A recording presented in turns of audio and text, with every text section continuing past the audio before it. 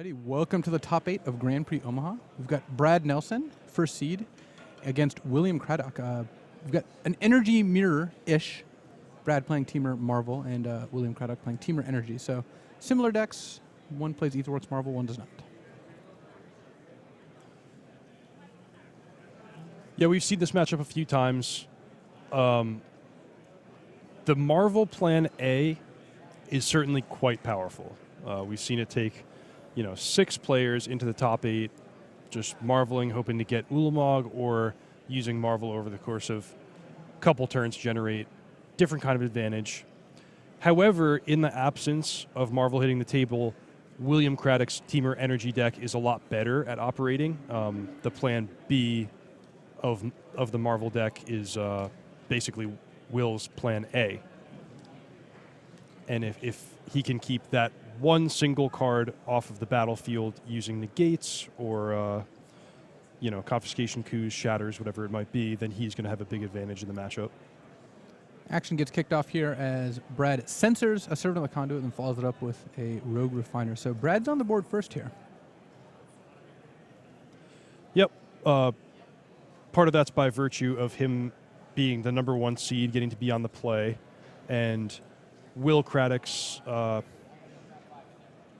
Teamer deck is sort of a tempo-based strategy where he wants to land a creature and then sit back on negate. Makes it a lot harder when Brad can be the first onto the battlefield. William needs to have pressure before his counterspell part of his plan really becomes effective. Whirler Virtuoso could provide some of that. That's nice. It's a threat that can sidestep the Rogue Refiner as a relevant blocker. I mean, of course, the Virtuoso itself can't get through the Rogue Refiner, but making a couple flying attackers is good against both blockers and spot removal spells.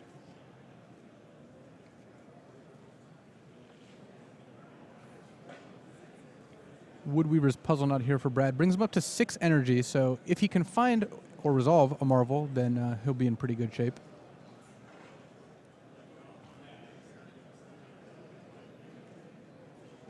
And it looks like William is going to start making Thopters. Just making 1, leaving 3 energy back.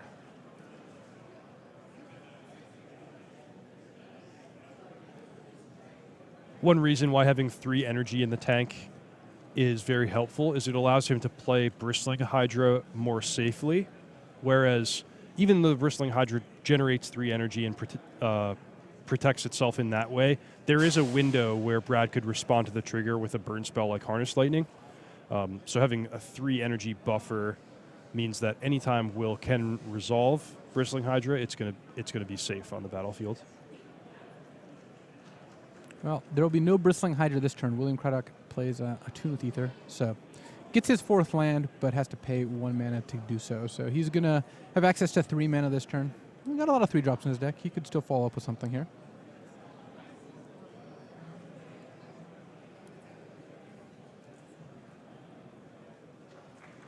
And it looks like Brad has a Harness Lightning in hand. Do you expect him to point that anytime soon here? Well, I think Brad's waiting to the last possible moment to see what his best option is going to be. He might respond to this by killing Whirler Virtuoso. Because that leaves William with 4 energy currently, going up to 6. Does not. So Rogue Refiner resolves. William is back at 6 energy, able to make 2 Thopter tokens. It could be that Brad is particularly worried about Glorybringer and wants to keep Harness Lightning as an instant speed answer to the dragon.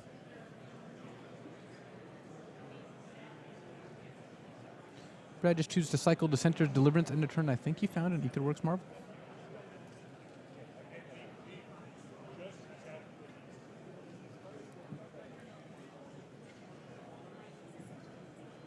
Going to kick things off with an Attune with Ether. And he is playing against a deck with negates, so he has incentive to just get this Marvel out as quickly as possible. Certainly. Woodweaver's Puzzle Knot, just such a great pair to the Marvel for the obvious reason of generating energy, but also Brad has a nice, comfortable life total where he can play the Marvel, and even in the worst-case scenario where he has an awful hit, he still has a lot of life to play with. He doesn't have to worry about dying next turn. And we've typically seen Brad pass the turn before using Marvel. See if that's the strategy he enacts here. The other strategy Brad has used frequently this tournament to good effect is to marvel into Ulamog. Yep. He's done a very good job of that. Now I'm curious if Brad's actually going to let Craddock untap, or if he's, he's going to let him untap. And he could have waited to see how many Thopters he was going to make before then making that decision, but looks like one Thopter was all that came out.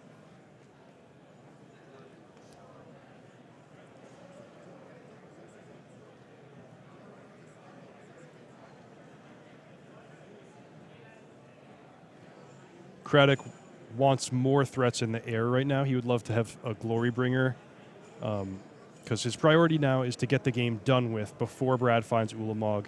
And it's hard to win by attacking on the ground, since Rogue Refiner is, there's already one in play, and potentially there can be more via Marvel activations or just being cast from Brad's hand.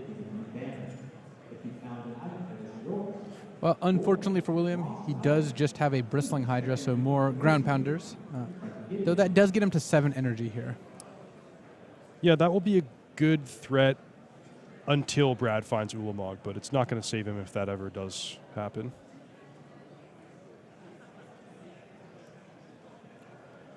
And it looks like Brad has not found an Ulamog based on the amount of time he's spending thinking here, but he knows he's going to get to Marvel again on his turn. Even the Woodweaver's Puzzle Knot alone does that.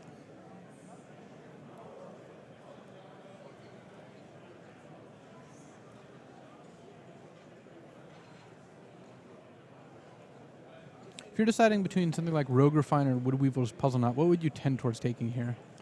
Given that I already have the Marvel in play and know that it's going to survive a turn, I would take Woodweaver's Puzzle Knot.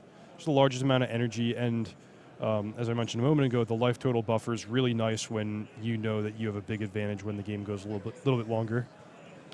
And because of the Marvel trigger, whenever one of your permanents dies, Woodweaver's Puzzle Knot represents 7 energy in total, which is even more than 1 Marvel spin. So Brad does elect to go with Woodweaver's Puzzle Knot, going up to 5 energy here. I think you could reasonably make the case that that's his second best hit after Ulamog, because it's just represents more spins and more shots at Ulamog. And Brad has a lot of time here. So he's not under a lot of pressure, and even if he does continue missing on Ulamog, he's got a lot of other cards that interact with the board. One dynamic that comes up when Marvel's in play for a few turns is the duck's not getting shuffled in the middle. So if you activate the Marvel 3 times, for example, it's not just that you're seeing 6 random cards each time, it's that you're seeing fully 18 cards. And that makes it hard to continue missing on Ulamog after a long period of time has gone by. And cards like Attune with Ether become less desirable to cast as a result here.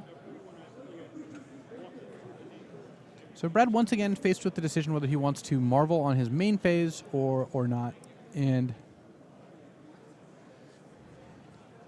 looks like he has passed the turn because William is making a Thopter token. And once again, Brad content just to allow this.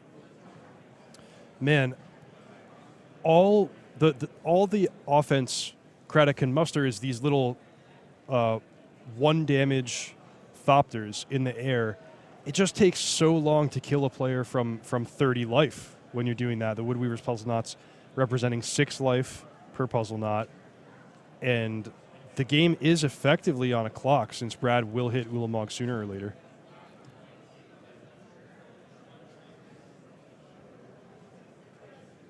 So Brad sacrifices Woodweaver's Puzzle Knot, going up to 9 energy, then immediately back down to 3 as he spins the Marvel once again.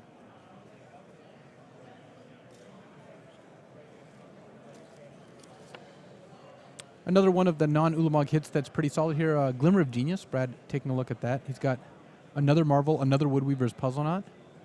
Do you have any thought to taking a Marvel here because you can sacrifice Puzzle Knot, then Marvel end of turn?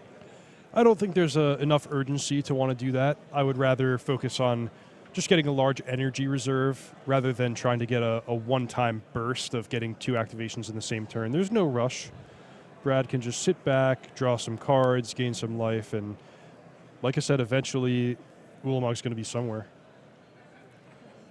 Looks like Brad also potentially tempted by Glimmer of Genius. He could get to the point where he could start hard casting Ulamogs. Yeah, he has a Shrine of the Forsaken Gods there, so one more land makes 8 mana.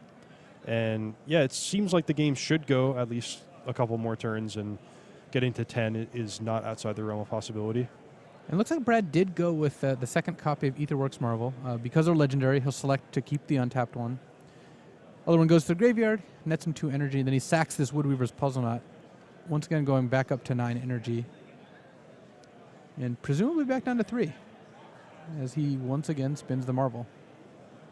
So a bit more of aggressive of a line than what you would have taken. But who's the one with an Ulamog in play? Not me. Also because you're not playing in the event. But Brad does, in fact, have an Ulamog in play. Yeah.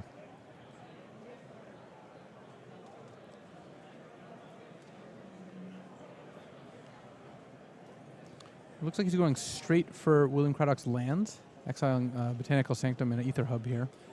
Yeah, and Will does have a 1 of Confiscation Coup, which is the one card that Brad has to continue worrying about now that Ulamog is on the battlefield.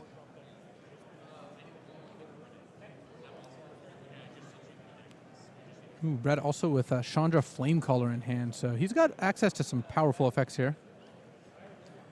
If he was to cast Chandra and -4, that would kill all of Will's creatures and allow Ulamog to win the game in 2 hits, but Ulamog nearly wins the game in 2 hits anyway, just by virtue of eating 20 cards off the library each time. Well, looks like Brad is going for it. Playing Chandra into a possible negate there, but not overly concerned about that. He even gets an energy off Marvel as he -4s the Chandra here. Will's going to cash in Harness Lightning for some energy, which will allow him to save Bristling Hydra. So he cast Harness Lightning, elected to do 0 damage so he could pump Bristling Hydra twice, as you mentioned, making it a 6/5, taking 4 damage, but not stopping Ulamog from attacking. Ulamog comes in for 20 cards and 10 life. I wonder how many cards Ulamog has exiled this tournament. Seems like a lot. Yeah, certainly a lot. Poor Kozilek, never Kozilek.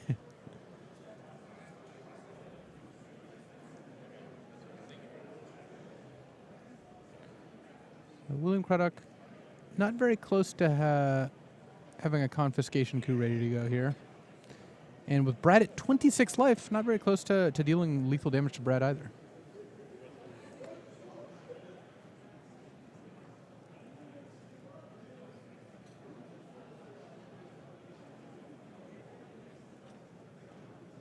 Whirler Virtuoso from William Craddock, maybe attempting to throw some chump blockers in Ulamog's way, but Ulamog is on the warpath here.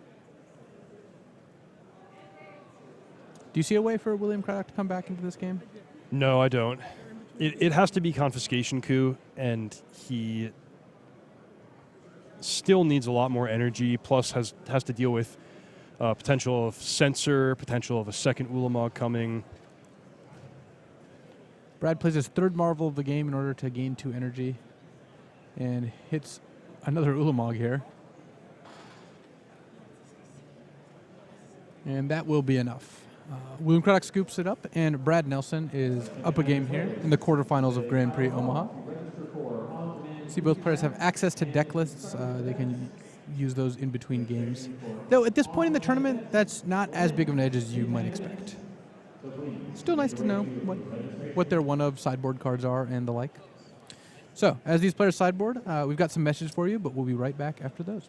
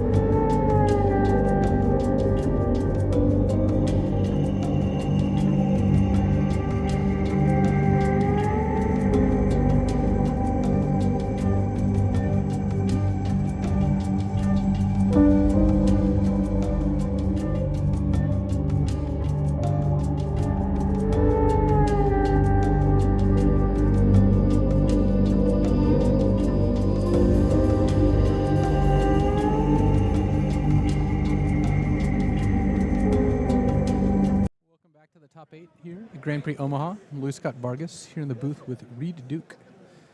We just saw Brad Nelson with a little help from Ulamog take game 1 here. And we're taking a live look in here. Sam Pardee against Andrew Zigas. Sam is down a game playing Black-Green Constrictor against 4-color Marvel. I believe actually we saw Andrew in the feature match against Owen Turtenwald early in the tournament, so he's done well since then. So what's Sam got going on? He just traversed for a basic forest, and he's got a Nissa Voice of Zendikar, a plant token, and a Dispossess, which strips, it looks like 2 marvels out of Andrew's hand. So wow, that's a big swing. this is one of the situations you were telling us about earlier, Reed, where Dispossess, as in fact card advantage, is so much better than something like Lost Legacy.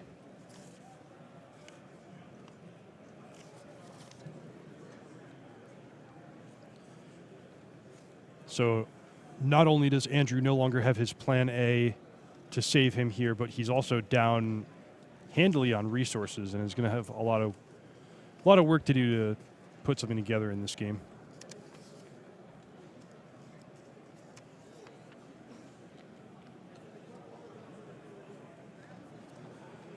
So the 4th color, by the way, in 4-color Marvel is white.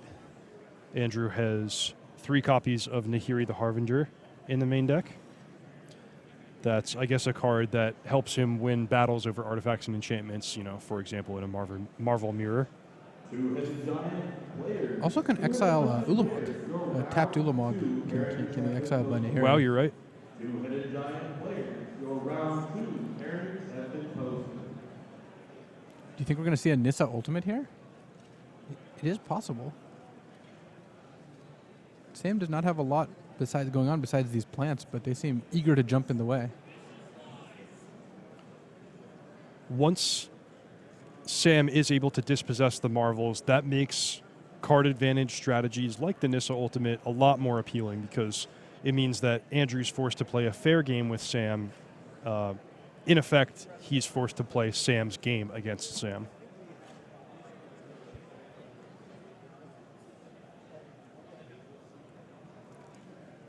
Reed, how many times do you think we're allowed to make references to party time? Why don't you get it out of your system now? Just do like 3 or 4 in a row. Okay. I suppose that's a plan. A very balanced approach.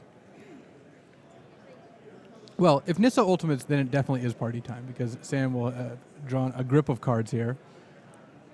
Though I would say traverse the Uvenwald without Delirium is not a particularly rousing party.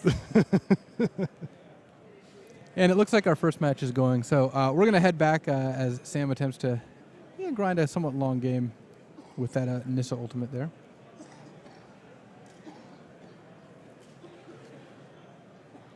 Looks like William Craddock is getting the party started early with a turn 2 Servant in the Conduit. Yeah, he's got a much better start this game. Being on the play and having the turn 2 Servant means he can play Bristling Hydra or Chandra before Brad even has a 3rd land, but Harness Lightning takes care of that. Oh, and a missed land drop. A missed land drop for William, though he has a Channeler Initiate. Looks like Brad using energy to cast a tune with Ether off Ether Hub and then immediately gaining those 2 energy back. Though it means that Brad will not be able to play a 3-drop this turn. He has a Rogue Refiner he's unable to run out there.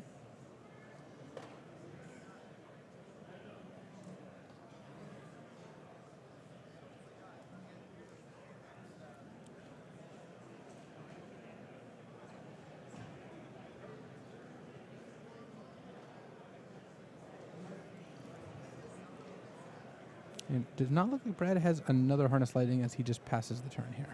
If he has Censor, that would be strong also against an opponent who's stuck on mana. But no, Whirler Virtuoso is going to resolve. See if Brad has anything to cast on this turn.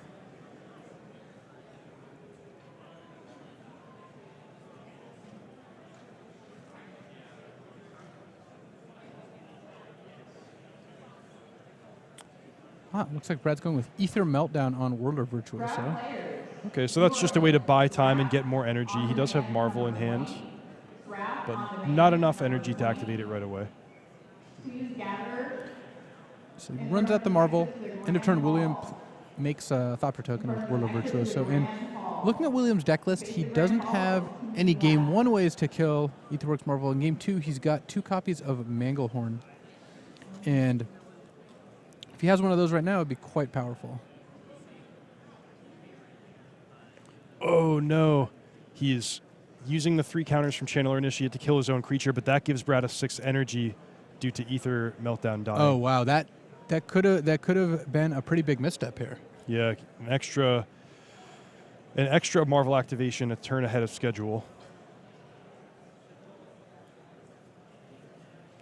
Though, not the most imposing Marvel hit. Looks like Brad is attuning with Ether here. Yeah, very unimpressive, but actually might be just what the doctor ordered for Brad, because I noticed his hand was a little bit light on mana, and getting a bit more energy to get him closer to the second Marvel activation is good too. Brad starting the turn at 2 energy, and with a Harness Lightning and I think a Rogue Refiner in hand. That means that he might be able to get up to enough energy this turn to Marvel again. Please go to table 369.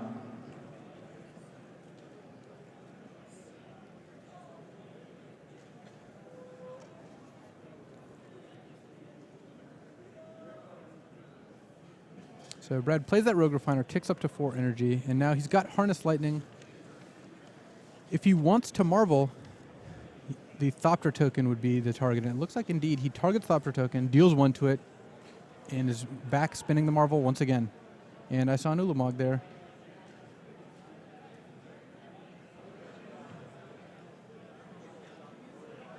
So that extra spin off the Marvel, critical. Brad got to spin end of turn, untap, spin again.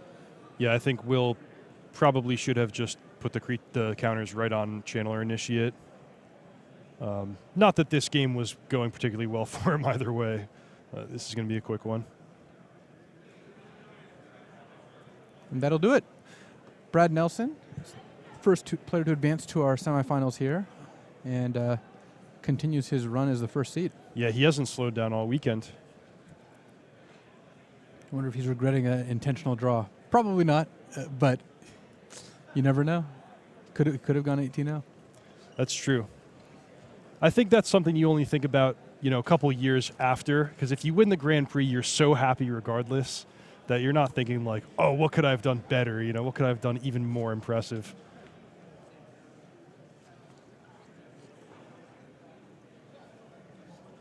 Alrighty, let's go ahead and take a look at one of our other matches. We have Paul Dean playing Teamer Marvel against Hunter Cochran, also playing Teamer Marvel. Life totals haven't been updated. We're getting to those.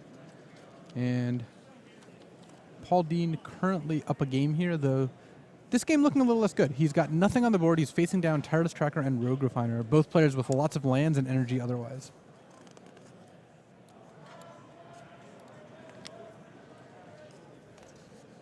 If your name is Daniel and you signed up for an on-demand draft, your draft is waiting to fire. Hunter Cochran following the clues, looking for an Aetherworks Marvel, perhaps. Your draft is waiting to launch. We know that Paul Dean is no stranger to the Marvel Mirror. He made it all the way to the finals of Grand Prix Montreal, which was also a Marvel-heavy field. So he's been able to navigate this matchup pretty successfully, and he is up a game here. I remember actually when we covered Grand Prix Denver many months ago, Paul playing Teamer at that tournament too before it was even popular. So he's got some experience with the Teamer colored Marvel energy decks.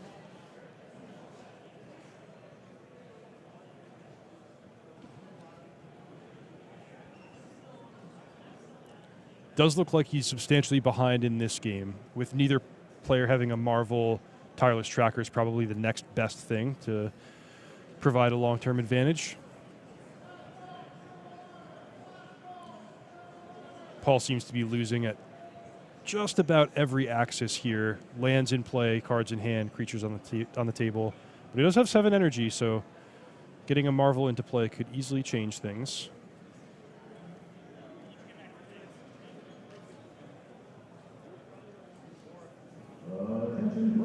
Looks like one of those games that might conclude without either player playing Marvel.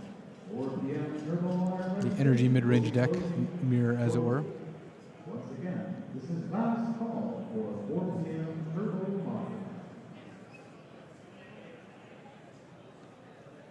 That's what Will Craddock would have liked in the previous match. Yes. Ovenwald Hydra here for Paul. Getting taken down by Harness Lightning while it's still a 6-6. Players determining whether... Oh, okay, that land was in play or not. But anyways, Harness Lightning taking down the Hydra. Next turn... Looks like Hunter actually can attack for lethal here. With a Lumbering Falls, Tireless Tractor, if he's got a land to play to gain a clue. Which we just saw. He accidentally dropped on the table. Yeah. Or perhaps intentionally, maybe he was showing Paul, like, oh, okay, let me show you that I have lethal. I do like Hunter making sure he saw what his clue yielded before winning the game. Got to draw your card. So Hunter Cochran ties the score up 1-1 between him and Paul Dean. As we're getting through this top 8 here at Grand Prix Omaha.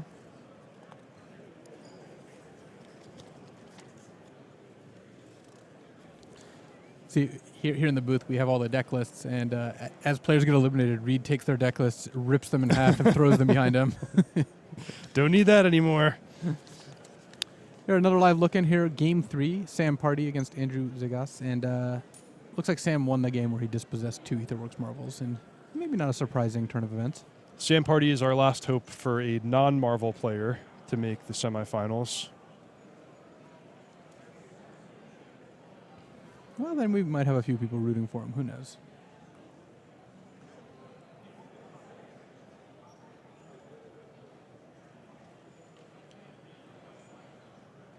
Also worth noting that Black-Green Constrictor was the winning deck of Grand Prix Amsterdam in another Marvel-heavy field. So many of the players that have chosen this deck did so because they liked their matchup against Marvel. Dylan Bauman to the side event stage. Dylan Bauman, please. Andrew Zigas responding to Transgress with Harness Lightning. And just picking up that Etherworks Marvel, just assuming Sam is taking it here. Also, fairly likely Sam is taking it here. I would.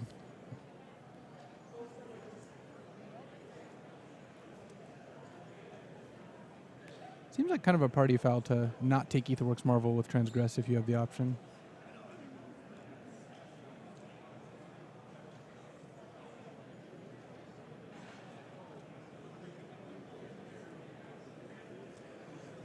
Sam, I suppose, could be thinking about it if he has a way to destroy an artifact in his hand. Because Andrew would probably just play the Marvel without having 6 energy, and if Sam could then blow it up, it might be worthwhile to consider taking another card, but much safer, in my book at least, to take the Marvel and just not have to worry about it. And Sam does have Dissenter's Deliverance, and that likely what he was thinking about, as you mentioned, but he decided to take Marvel and then just cycle Dissenter's Deliverance. A particularly crafty opponent could also just wait on the Marvel a turn and be able to use it immediately, and that's where your plan backfires. Although that leaves you vulnerable to a follow-up discard spell. Never to Return takes out Andrew's Servant of the Conduit, leaving both players with nothing, which, from our past experiences with the deck, seems like it favors the Marvel player if nothing is happening. Assuming the Marvels are still in your deck and no Dispossesses have been cast. Andrew actually has a substantially different deck list from the rest of the Marvel players in the top 8, where most players have opted for the Censor Glimmer of Genius configuration. Andrew still has Servant of the Conduit and Whirler Virtuoso. He's more interested in just tapping out every turn for a powerful card that gives him energy. Sam playing Ob Nixilis Reignited and just using it to draw cards. Sam has never worried about killing his opponent's creatures or blocking them when they attack Ob Nixilis. He's just, look, Ob Nixilis is going to draw me 3 cards, and I don't care about anything else. And it looks like Andrew did not make any Thopter's end of turn for Whirler Virtuoso, so he's going to attempt to take down this Ob Nixilis 2 points at a time.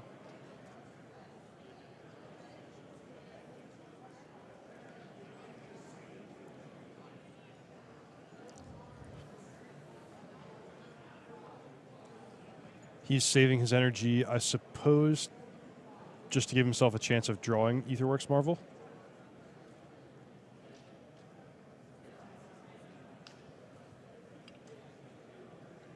Players playing a turbo So, modern Obelixless, defense. Please Sam go finally to pulling the area trigger here and for killing table Whirler Virtuoso. 325. Looks like it's going to prompt a lot of Thopters, though, as Andrew sacrifices Woodweaver's Pulse Knot, goes up to 12 energy. Quick, how many Thopters is he going to make? For a moment, it looked like 0, but he decided to go with 2. Well, you're supposed to guess how many you're supposed to make.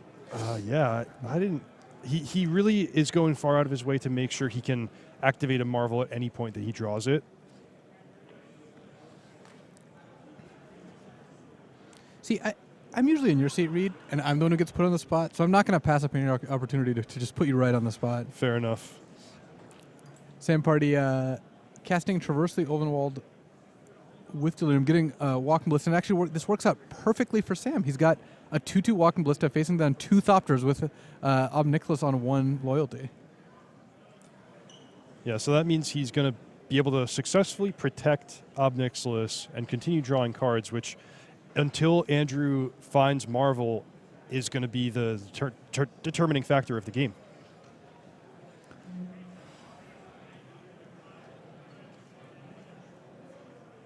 How many Thopters would you have made? I think I would have just made the maximum number of Thopters as early as possible. So 2 the first turn, 2 the second turn, instead of 0 the first turn and 2 the second turn. Yeah. Well, Andrew is in better shape if he draws Marvel, but you're more opting to play for a game where you don't necessarily draw your Marvel. Exactly. Here's Nahiri the Harbinger. Ticking up, cashing in Harness Lightning for unknown card there. Looks like he picked up Sheltered Thicket, so Pretty good draw. yeah, cool decision whether to cycle it, whether to play it, or whether to do nothing. I would do nothing. That's generally a good strategy in Magic, or it used to be. Maybe not as much these days. Yeah.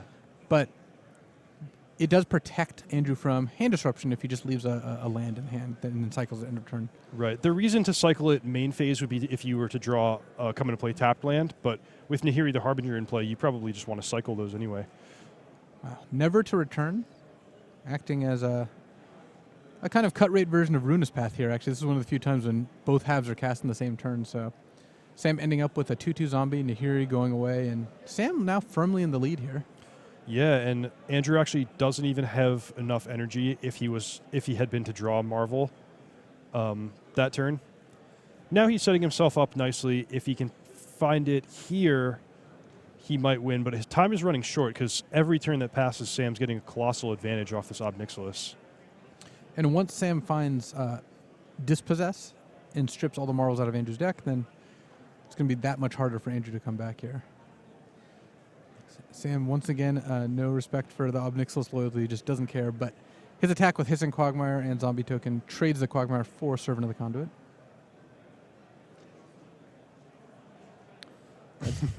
An Aftermath return. Cast Andrew again. accidentally just knocked the tablecloth and revealed the forest in his hand. I would say at that point you should just play it, but with Nahiri the Harbinger in your deck, yeah, you have incentive to keep random lands in hand. Yeah, potentially Tireless Tracker as well. Though with 2 lands in hand now, that incentive becomes lower. Woo! You're always unhappy when your hand disruption spell misses, but you're pretty happy when you know they have just nothing. Yeah, the coast is clear.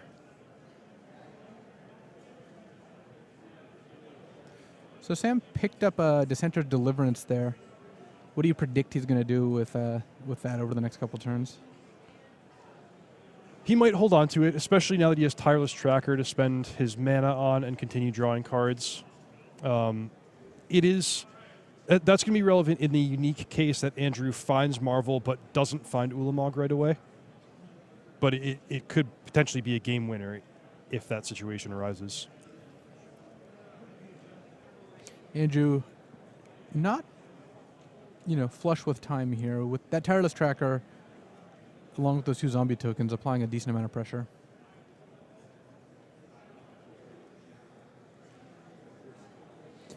Attune with Ether bumps Andrew up to 11 energy, but again, no Marvel.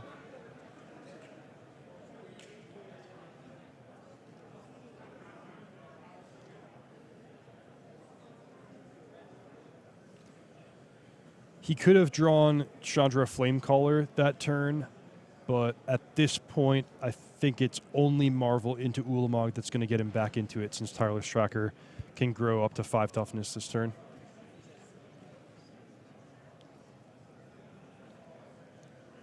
Sam churning through his deck here. Sack includes up Tireless Tractor, ticking Ob Nixilis up. For the next round of 1 PM Legacy are now Yeah, posted. he's doing a very good job of being the control deck here. Yeah, look how many cards are in his hand. Reed says jealously.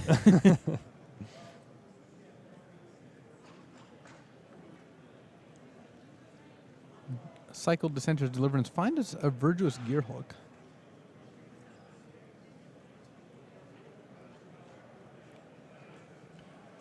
Yeah, I like the idea of casting the Gearhulk and trying to produce as many 5 toughness creatures as possible.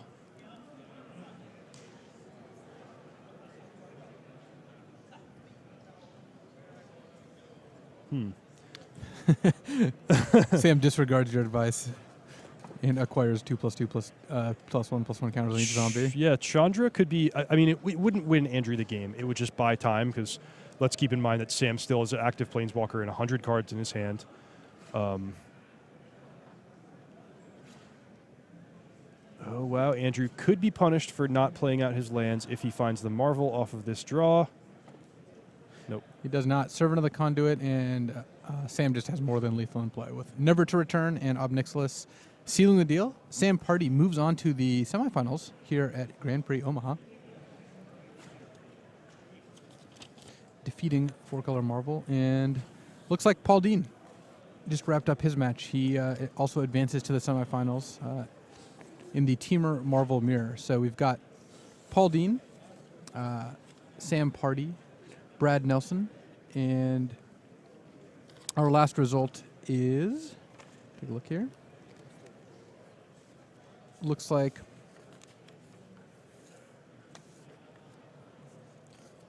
another player. Tyler Schroeder versus Dylan Ionis. Looks like Dylan Ionis defeated Tyler Schroeder, and Dylan Ionis playing Teamer Marvel. All right, so we'll be back with semifinals soon here, but until then, we've got some messages for you.